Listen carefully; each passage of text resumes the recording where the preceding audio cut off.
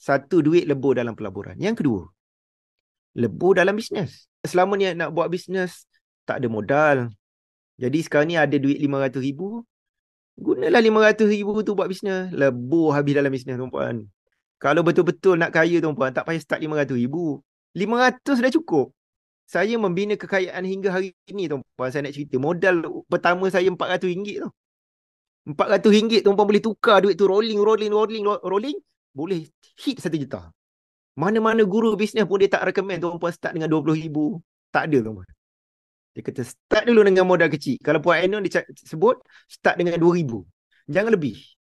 Kalau duit 2,000 tak boleh kembangkan jadi 20,000, jangan mimpilah pergi buat loan, KWSP ke apa semua 20,000, 200,000, kononnya nak kembangkan duit tu dalam bisnes. Tak payah.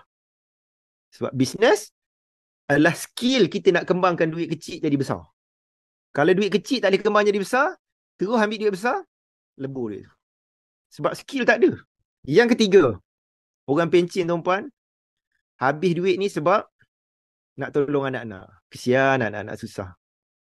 Bagi anak pinjam. Tak nak anak susah macam kita. Sebab dulu kita susah pinjamkan anak. Pas sampai kesudah tak bayar. Anak terus jadi faraid terus. Bagi pinjam tu terus jadi faraid terus. 3 ni, tuan-puan, orang pencen. Jadi nanti kalau tuan-puan pencen, ingat saya sebut ni. 3 perkara ni hati-hati, tuan-puan. Jadi get ready, tuan-puan, sebelum pencen dengan ilmu.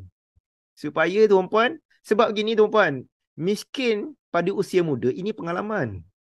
Pengalaman yang berharga. Tapi miskin pada usia tua ini penjara. Penjara kehidupan. Kita masa dah tak panjang. Kudrat kita pun dah tak sekuat orang muda. Kita dah tak boleh belajar tak cepat macam orang muda nak catch up. Jadi miskin di usia tua ini penjara, tuan-puan. Bila miskin di usia tua, mood kita dengan anak-anak dah tak elok dah, tuan-puan. Sebab kita mengharapkan anak-anak. Tuan-puan, anak-anak bukan dana persaraan, tuan-puan. Kena ingat ni. Anak-anak bukan dana persaraan, tuan-puan. Yang muda, mak ayah kita bukan dana kecemasan. Apa-apa tak apa, parent ada. Father mother ada. Kita yang dah berusia ada anak-anak. Anak-anak bukan dana persaraan. Jangan fikir tak apa, satu hari nanti ada 5 anak, seorang bagi 1,000. Tuan-puan, dia pun struggle nak bina kehidupan dia, tuan-puan. Jangan fikir, tuan-puan. Kita sebagai anak, satu hari nanti kita memberi kepada mak ayah kita. Tapi kita jangan sekali mengharapkan anak-anak kita. Zaman mak ayah kita dulu mungkin mereka tak expose dengan ilmu kewangan yang kita ada hari ni. Mereka tak ada peluang macam peluang yang kita ada hari ni.